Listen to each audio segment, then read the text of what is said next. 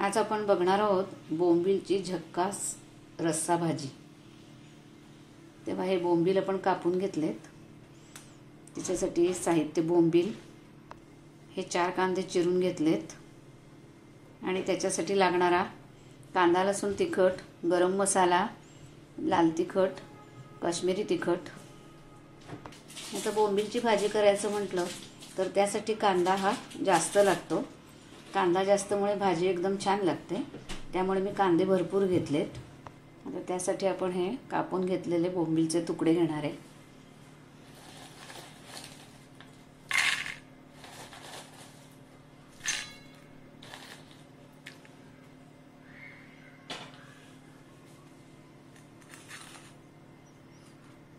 हे बोंबीलचे तुकडे आधी आपण स्वच्छ गरम पाण्यामध्ये धुवून घेऊया। त्याला लागलेली वाळू निघून जाते, त्यामुळे आपण हे स्वच्छ गरम पाण्यामध्ये धुवून घेऊया।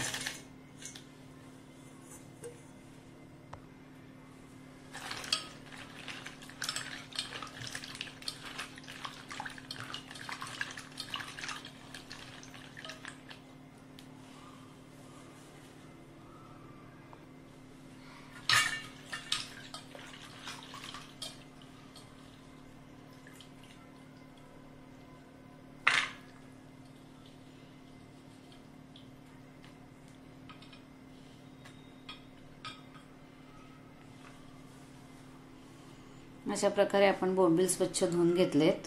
ही सगळी वाळू घाण सगळी पाण्यात निघून गेलेली आहे।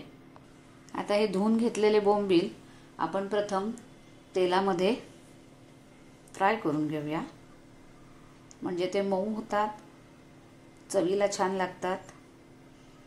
त्यामुळे आपण हे बोंबील आधी तेलात तळून घेऊया आणि बोंबीलचा वास जो असतो तो पण कमी होतो। तेल तापून घेतलंय। आता हे सगळे बोंबीलचे तुकडे आपण टाकून थोडे 5 मिनिटं असे तळून घेऊया।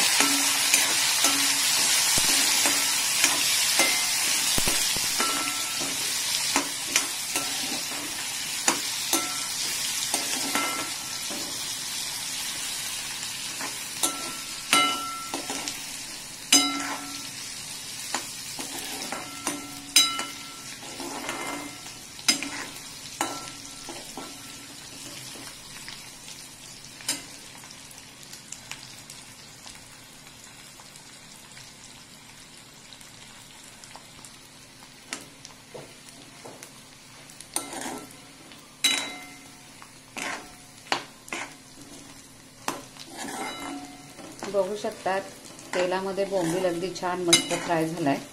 आता आपण तो काढून घेऊया। बघू शकतात आपण फ्राय केलेला बोंबील काढून घेतलाय। आता आपण तेलामध्ये जिरं, हळद आणि कांदा टाकून जिरं, लसूण टाकायचं आहे, भरपूर कांदा। बोंबलाची भाजी म्हटल्यानंतर त्याच्यात कांदा हा भरपूर लागतो, भाजीला चव छान येते। जास्त कांदा टाकायचा। मस्त छान गुलाबीसर होईपर्यंत छान परतून घेऊया।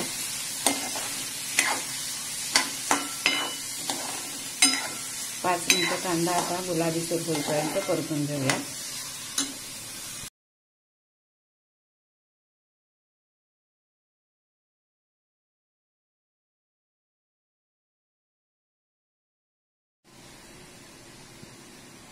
कांदा छान लाल गुलाबी झालाय, टाकून घेऊया हळद। एका बाजूला गरम पाणी केलंय मी भाजीत टाक। हळद टाकल्यानंतर कांदा, लसूण मसाला, 2 लाल तिखट, 2 पोहा चमचे, काश्मीरी तिखट 1 पोहा चमचा आणि गरम मसाला हे भाजीत टाकून घेणार आहे।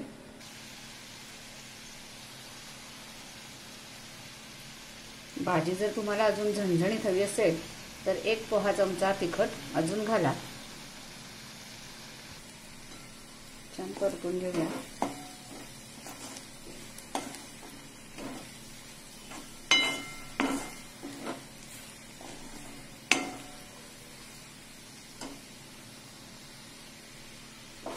आता याच्यात तळून घेतलेले हे बोंबीलचे तुकडे टाकून घेऊया.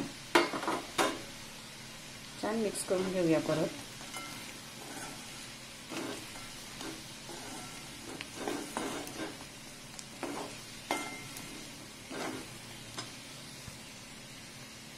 मीठ टाकून घेऊया.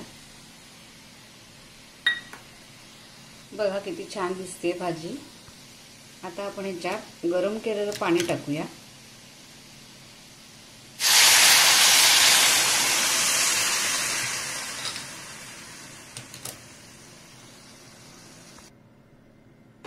आता या भाजीत मी 1 ग्लास पाणी टाकून घेतलंय.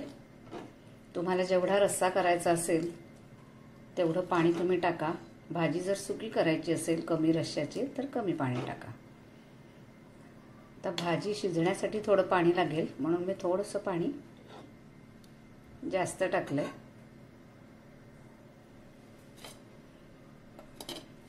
आता ह्याच्यामध्ये आपण कोथिंबीर टाकून घेऊया. कारण भाजी जेव्हा शिजते तेव्हा कोथिंबीरीचा स्वाद भाजीमध्ये छान उतरतो. म्हणून भाजी शिजताना पण थोडी कोथिंबीर टाकायची आणि भाजी झाल्यानंतर पण नंतर थोडीशी कोथिंबीर टाकायची.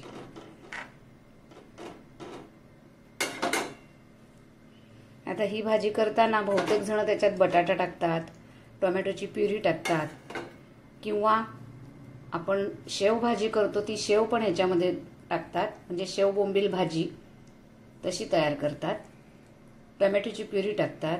पण आपण टोमॅटोची प्युरी वगैरे काही टाकणार नाही कारण तो स्वाद आम्हाला आवडत नाही. आम्हाला बोंबील म्हणजे बोंबीलचीच भाजी लागली पाहिजे अशी भाजी आवडते. बहुतेक जण त्याच्यात टोमॅटो पण टाकतात, बटाटा टाकतात, भाजीची शेव टाकतात. शेव बोंबील भाजी करण्यासाठी या सगळ्या प्रकार टाकून भाजी छान लागते. परंतु मी अशा पद्धतीने भाजी करते. तुम्हाला जशी आवडेल त्या पद्धतीने तुम्ही भाजी करू शकता. आता आपण ही भाजी 10 मिनिटं झाकण ठेवून शिजायला ठेवूया. तिखटाचं प्रमाण तुम्हाला कमी जास्त वाढवायचं असेल तुम्ही वाढवू शकता. जर तुम्हाला झणझणीत भाजी आवडत असेल तर तुम्ही तिखटाचं प्रमाण वाढवा.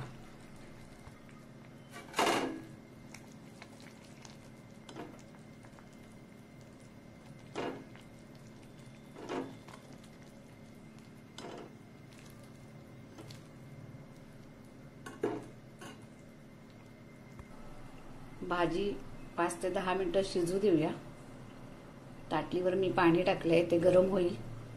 जर भाजीला पाणी लागलं तर ते हेच गरम पाणी आपण भाजीत ओतून घेणार आहे. गार पाणी टाकायचं नाही. आता भाजी तयार झाली आहे. वरून आपण कोथिंबीर टाकून घेऊया. अशा प्रकारे बोंबील रस्सा भाजी तयार आहे. तुम्हाला रस्सा किती करायचा आहे त्या प्रमाणात तुम्ही पाणी टाका. अगदी अप्रतिम तोंडाला चव येणारी छान भाजी तयार होते. आता ही जी भाजी आपण तयार केली आहे ही नुसती बोंबीलची भाजी तयार झालेली आहे. आता गावाकडे या भाजीमध्ये अशा प्रकारची शेव टाकतात, भाजीची शेव. तेव्हा आपण तुम्हाला जर करायची असेल तर तुम्ही नुसती अशी बोंबील टाकून भाजी करू शकतात. पण मी तुम्हाला आता याच्यात शेव टाकून पण करून दाखवणार आहे, दोन्ही प्रकारची भाजी. तर आता सगळी भाजी तयार झाल्यानंतर आपण त्याच्यामध्ये शेव टाकून घेऊया.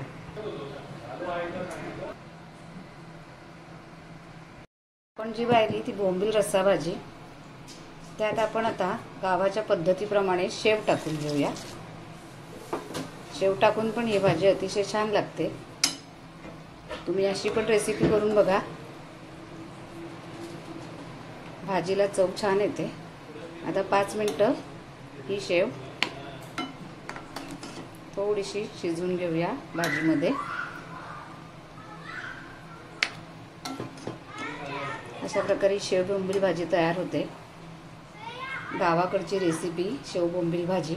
अशा प्रकारे दोन्ही प्रकारच्या भाज्या मी तुम्हाला दाखवल्या आहेत. तेव्हा जर तुम्हाला रेसिपी आवडली असेल तर रेसिपीला लाईक, शेअर, सबस्क्राईब करा. बोंबीलची रस्सा भाजी ही एक रेसिपी आणि शेव बोंबील भाजी गावाकडची ही एक रेसिपी. रेसिपी जर आवडली असेल तर रेसिपीला लाईक, शेअर, सबस्क्राईब करा.